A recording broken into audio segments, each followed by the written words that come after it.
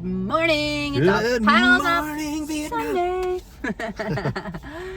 So, wow, we have been just unpacking this thing about resistance, paddles up, all that kind of stuff. So we just got a new nugget just drop in our pocket we had to share with you guys. Nugget in our pocket. So, you know, there's so much to be said about doorways opening and closing. And, you know, we're always wondering, should I walk through this door? Should I not? You know, and then what does an open door look like? Well, so we were listening to something today. And oftentimes we are actually pushing against a door that can only open inward. And so we want to talk about when the heart is open, the door is open. And a lot of times we're blind and we don't know our hearts well enough because we've been living in our heads for so long, right? Oh, man. This is huge right now, guys, especially in the world that we live in. And some people are just feeling major loss over what they perceive to be a dream. And then the dream hasn't happened. They've been pushing and pushing and forcing. And it's like nothing's happening. And so then we cast blame oftentimes on situations or darkness or, you know, whatever it may be, because nothing's, quote, happening. Yeah. You know, it's nothing could be further, you know, from the truth. Actually, when you look at a great example of this is COVID. When COVID happened, a lot of people thought, well, man, this is disrupting my normal life. It's keeping me out of church, away from my friends, keeping me away from work. And how can isolation be a good thing? This is the devil, you know? Yeah, because I'm feeling lonely and I don't like it. And the whole thing was designed to get us to be alone with ourselves Look within. and with God. That's the whole idea of it all. You can say, you know, what you want about it, or, you know, we're not making light of the deaths that happen, but when you look at something of this magnitude that takes place, it's a closed door that's only opened inwardly. So when you open it inwardly, then you're like, okay, I'm in posture of receiving mode. I'm in the receiving posture. And that's the only posture that we have grace to align ourselves to, is a receiving, allowing, letting go posture. Yeah. And that's inspiration. That's in spirit action. If you were to take action, that's being in spirit. Everything else is egoic. So you got to think of, okay, wait a minute here. Why is this taking place in my life? Why are there closed doors? Mm-hmm. Why does it feel like I'm pushing and breaking things open? Yeah. And then you have this language in religion that says, well, we have a breaker anointing, or We're going to force our way through. we're going to break some things Make down. it happen. The devil is fighting me. Yeah. Now- And really, that's all egoic action, you guys. Yeah. And most of it is. And you're like, oh, I've seen the devil. No, it's the devil fighting me. Oftentimes, it's you are fighting yourself, or a program is leading you and you just don't want to look at it, right? We don't want to take responsibility. That's the thing. It's so easy to blame the devil or just blame anything around us that's irritating us, but we are always living with me, myself, and I. So we got to get underneath it and see what is. It's like the pedal brake, pedal brake, pedal brake, pedal brake. And so our spirit's saying, go for it. And then our ego or the past stories or the programs of upbringing are putting the brake on. So you just like this all the time, all the time. So here's the thing though, is how on earth is the law of attraction, or, you know, sowing and reaping, all that kind of stuff, how is it supposed to come to you? It's almost so funny.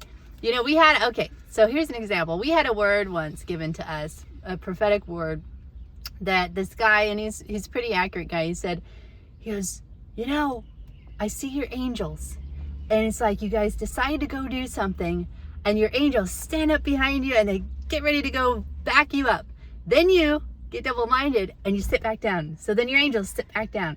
And then you choose to go forward. So you go forward, and then you sit back down again. You go forward, and then you sit back down again. Go forward. So it's just this double-mindedness all the time, split energy, because we're fighting against the old patterns. We finally open our heart, right, to go for something and then close. Open, close. Open, Go for close. inspired How could you have a action. business like that, right? Open, close, open, close, open, close. Yeah. You know? And And we're talking about inspired action here, guys. yes, inspired action. Not just seeing something and say, I'm going to go for this. That's what the ego wants, right? We're talking about an inspiration, inspired action, Yes. versus egoic dominance or egoic, I'm going to go do this no matter what. And how do you tell the difference is, just like she said, is it'll be effortless. It'll be more of a flow. It'll be more of a, when you take fear out of it, there's no fear in love. So if you're in the flow of love, in the current of love, which you're made of, and then you allow the programming to come in, and then it starts to give you excuses as to why you don't move on that inspired action. Yeah. It's really, egoic action is based in urgency most of the time. I got to do this, I'm missing out. I'm It's not FOMO. okay inside. I'm not okay. I need this outward thing to make me feel good. Right. No. And versus inspired action is just kind of a spilling into or a flow, A because dropping into the flow. It's a paddles up. there's no fear that brings about this terror or this, oh my gosh, if I do this, this is what's going to happen. So that's how you distinguish how much programming and conditioning is going on in your life that's keeping you from something. Or for example, COVID, since this is such a big deal and it's really affected the psyche of a lot of people, and they're allowing that program to run their lives even today. And so when you think about it, okay, we were collectively forced to stay in our home. But see, fear said, wait a minute, I got to get out there. I've got my rights. God's not going to, tell me to stay in here. God's going to want me to go back out there to church or go back out there. So I'm going to be defiant in my action. Well, that's all ego, guys. That's ego. It'd be different if you had an inspired action by the Spirit that says, okay, even though I'm locked up, all right, it may be against what I believe or feel, but what is the Spirit saying right now? Oh, okay, meditate. Okay. Moment by moment, soak. what's being called to, So or, okay, call a friend that may be going through it mentally, or stuff like that. And it's just percolate up versus just you're in your head, right? And remember, the ego is edging God out. So if you're edging God out with this idea because you need this thing, versus the inspiration of Spirit is guiding you, quickening you, it's coming up. And you gotta sit still for the moment to tap into that, right? Or just live in a peaceful state of non-resistance, then it comes right to you. And that's the key, right? Because your heart is open. Non-resistance, your heart is open. You're an open receiver now for things to come in effortlessly. So when you're, again, creating that resistance, which is the ego wants to protect, and I'm going to do it my way, I've got all these preferences, then it's going to be a hard ride again of the pedal brake, pedal brake, pedal brake, pedal brake. It's like the turbulent waters. And this is why we always talk about paddles up, drop into the current of Christ. Life is happening for you. And this is the belief we're all working on honing into. Life is happening for us. We just got to get out of our own way. And so a lot of times, what are the resistance? There are these stones of belief causing the rapids. When you remove those stones of belief or patterns or old programming, the waters get smoother. They really, really do. And it all goes back to the open heart causes open doors. Yeah, and when you don't have a preference on it, it gets even better. So say, for example, you really want to start this business because it's a trend. And we'll do a whole nother message about trends, but just to touch on this is trend, and everybody's doing it, right? And I'm going to get on the action, fear of missing out, or man, you know what, this seems like a good investment, Bitcoin or whatever it may be, right? Somebody's got the next greatest, biggest thing. This will make me happy. This will make me happy. This will make me rich. This will get me out of my poverty and my debt. Dopamine addiction. So I'm going to dive into it. And then not realizing that is a childhood program that says that I had to suffer so much because my parents were poor, and I'm going to show them by being successful or whatever, show myself because I'm tired of being poor. And so then you want to dive into this thinking it's the save all. And then when say it does work out and you get money, then what? Well, I solved the childhood issue. No, not really, because there's always more. So you got to think, well, that wasn't enough. And this is what the dilemma of rich people is, like, it's never enough. Why? Because there's this insatiable hunger and appetite of the unchecked wounded ego that says it's never enough. Instead of, what it screams is, I'm not okay inside, regardless of what's happening. This is what Paul meant by, he said, whether I'm abased or abound, I've learned how to be content in all things, whether I have a lot or a little, whether anything's going my way or not. I've learned to have this now state of being that's in surrender and receive mode, so that I'm not doing the gas pedal brake. I'm just allowing the current to take me. Yeah. Because the current can be trusted. The current of Christ can be trusted in our lives. We just don't like the outcome because of preferences. I prefer to do this business this way. And then we're like, okay, but what if I don't even enjoy it 3 months from now? Yeah. You know, you're dead set on this thing because of preference, when something else greater was forming. And to assess where that preference is coming from. Exactly. Is it your own preference, or is it a message that was taught to you? You know, like money doesn't grow on trees, so you better, you know, all these things, these, again, programs that aren't even you. That's why it's so important to actually sit with these things. Or when you're doing the, okay, inspiration forward and then break. So when you feel that break, you just ran into another rock that you need to assess, remove, like feel it. So send love to it. What is this break? What is the rock? And so there's always above it, what is the story I'm telling myself? Because that's what created that rock that is anchoring you, causing those rapids you don't want to experience, right? And causing you to break in fear. Oh, I'm going to hit the rock. Well, then we got a responsibility to remove that rock, right? So we can keep the inspiration flowing, so we can drop into the current, and it's a lot smoother. So I just want to encourage you guys to really assess, what are these rocks in your life causing you to put the brakes on, and you clear them out. Take the time, stop the car, and go out there, pick that thing up, see it, and move it aside. Let it dissolve. Let love dissolve it. Perfect love dissolves all fear. Yeah, so it's not inaction. I think you get that by now. We're not saying inaction, like you just sit on the couch and eat Doritos or whatever. You're partnering with the breath of life. You're partnering with the inspiration. Yeah. But if you hit that rock, no inspiration. Sometimes you're not inspired to take an action, but to be still. But to be still and receive and just have everyday normal life, so to speak. But we're so driven in Western worlds, Western societies, that we think it's all about action all the time. Hustle, it's the grind. I can't wait to write this book about living above the grind. Yeah. And it's true. And then another guy that wrote a book called To Hell with Hustle. Hustle, where does hustle come from?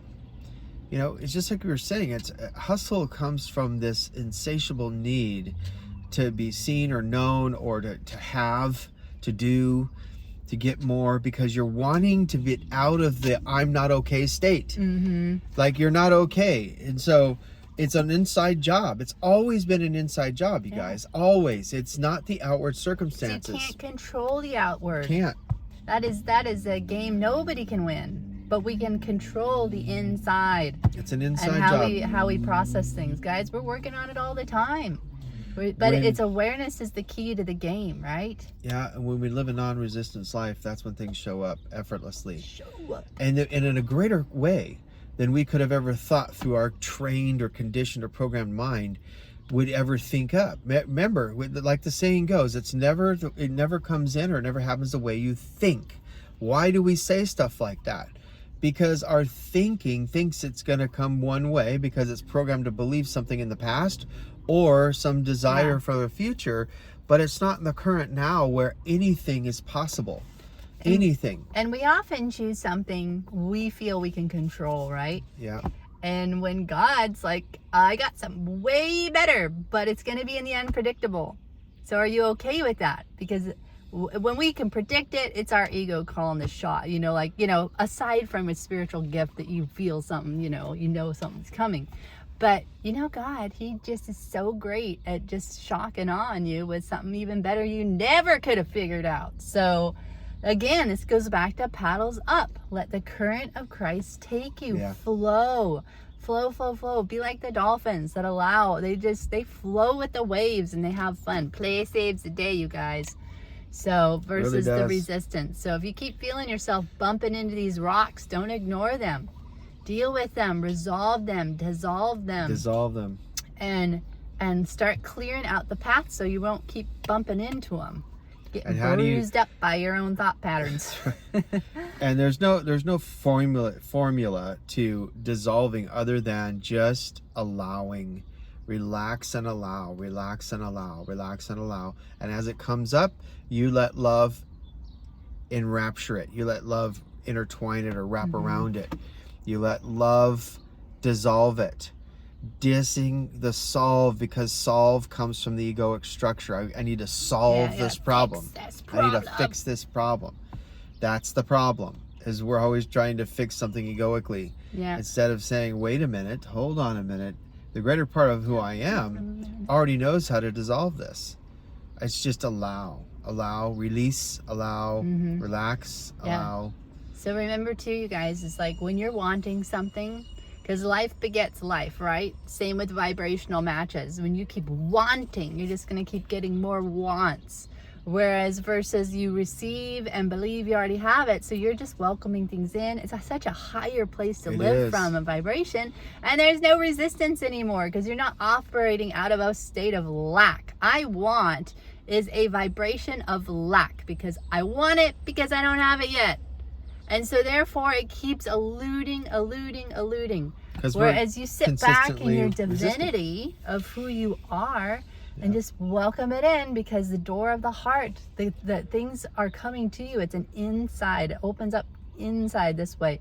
When you want, you are pushing against the door that's only meant to open this way. The hinges go this way.